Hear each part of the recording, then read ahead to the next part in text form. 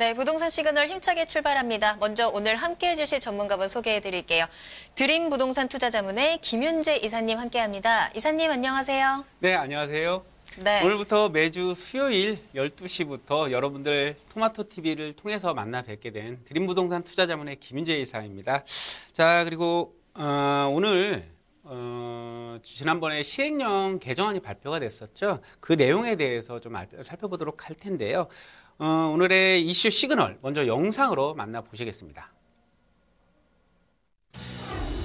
2019년 1월 7일 기획재정부가 2018년도 후속 시행령 개정안을 발표했습니다. 양도세, 주택수, 종부세, 공정시장 가액 비율 등에 관련한 내용들을 담고 있으며 다주택자에 대한 과세 상향을 위한 개정이라고 볼 수 있는데요. 어떠한 내용이 변경되었는지 간단하게 살펴보겠습니다. 개정안의 내용을 살펴보면 주택 및 토지에 대한 공정시장 가액 비율 및 다주택자의 종부세 세율이 상향되는데요. 또한 1가구 1주택 양도세 비과세 요건과 임대사업자 거주주택 양도세 비과세 요건이 강화됐고 장기 임대주택을 보유한 임대사업자의 1가구 1주택 비과세 혜택도 변경됐습니다. 기획재정부는 이 같은 내용을 토대로 2018년 세법 개정 후속 시행령 개정안을 입법 예고했으며 이는 2월 중순부터 시행되는데요. 부동산 세법은 어떻게 달라졌고 어떻게 대응해야 하는지 지금부터 자세히 알아보겠습니다. 네. 모든 부동산의 모든 것은 세금과 직결이 되어 있습니다. 그래서 이 세금을 정확하게 알고 가시는 게 굉장히 중요합니다. 그래서 이번에 세법 시행령 개정안이 발표가 되는데 그 내용에 대해서 좀 알아보고 가는 시간 갖도록 하겠습니다. 먼저 첫 번째로 공정시장가액의 비율이 인상이 됐다는 내용이죠. 익히 많은 얘기들이 있었죠. 지금 현행 80%입니다. 현행 80%에서 매년 5%씩 상향을 해서 2020년이 되면 총 100%까지 올리겠다라는 내용이 되겠는데요. 정부에서 이제 공시가도 대폭 올릴 예정이고요. 그리고 또 공정시장가의 비율도 올릴 예정이기 때문에 사실 세부담이 많이 증가할 것으로 보여지기 때문에 그에 대한 대책을 좀 세우시고 가시면 좋겠다라고 설명드릴 수가 있겠고요. 자, 두 번째로 종부세 같은 경우는 1주택자와 다주택자 간의 세율이 조금 차등적입니다. 다주택자 같은 경우는 추가 세율이 적용이 되는데요. 먼저 이 주택수 계산하는 방법이 공동소유주택인 경우에는 명문화를 했습니다. 시행령에 보시면 공동소유자 각자가 주택을 소유한 걸로 보는 거고요. 자, 주택수에 포함이 되지 않는 경우 단 상속주택일 경우에 같은 경우는 지분율이 20% 이하거나 이 20% 이하의 지분율에 대한 기준시가 가액 상당액이 3억 원 미만인 경우에는 주택수에서 제외가 된다라고 이해를 하시면 좋을 것 같고요. 여러 가구로 구성이 되어 있지만 하나의 주택인 다가구 주택 같은 경우도 하나의 주택으로 간주가 된다라고 명시를 했다라고 보시면 될 것 같습니다.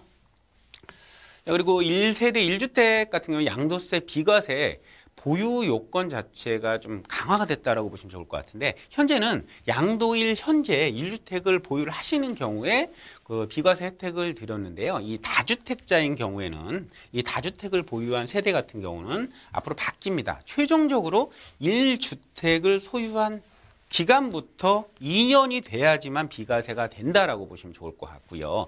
이 규정은 2021년도 1월 1일 이후 양도하는 분부터 적용을 할 예정입니다. 2년간의 시행에 좀 유예 기간을 줬다라는 부분이죠. 그래서 그 안에 결론을 내리시면 된다라고 설명을 드릴 수가 있겠습니다.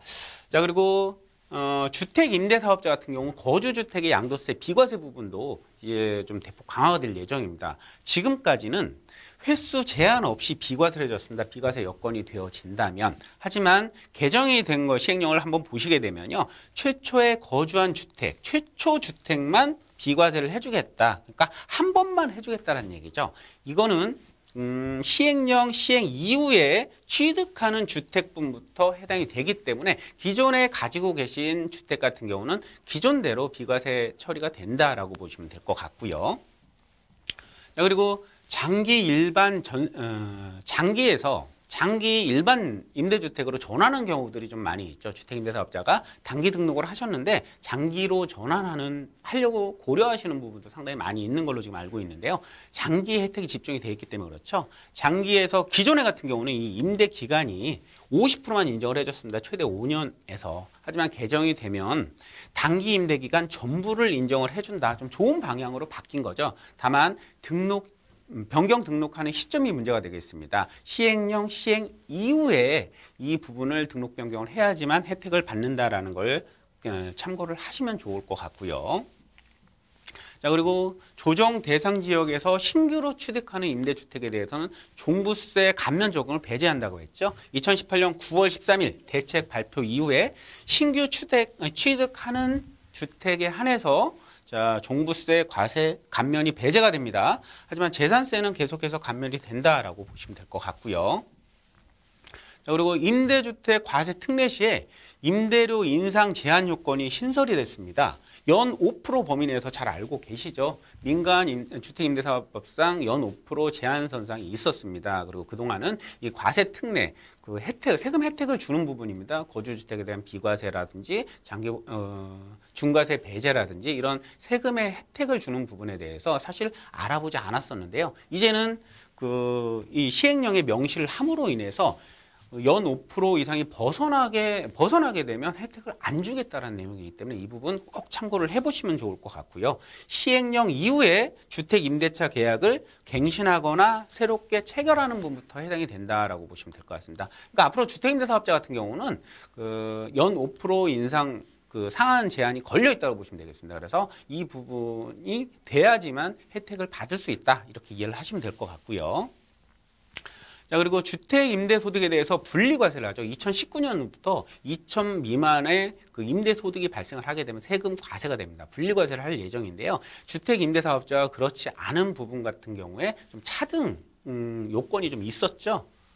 필요 경비 정도 차등 요건이 있었는데요. 이 차등 요건을 해주는 그 요건이 지금 추가가 됐다는 것인데요. 임대주택 등록으로 하시고요. 사업자 등록을 한 다음에 연 5% 상한선을 지켜야 된다는 내용입니다. 이 내용이 돼야지만 필요 경비도 더 많이 해주고 여러 가지 혜택들을 주겠다라는 내용들로 바뀌었다라는 내용이죠. 이상으로 임대사업자 같은 경우 상당히 많은 부분이 또 추가가 됐는데 연 5% 상한선은 꼭 지켜셔야 된다라고 좀 말씀을 드릴 수가 있겠고요. 이 외의 부분 같은 경우는 세미나 시간을 좀 참고를 하시면 좋을 것 같고요. 전화 많이 주시면 그에 따라서 또 상담을 해드릴 예정이니까요. 세미나 참석하시고 전화 주시기 바라겠습니다.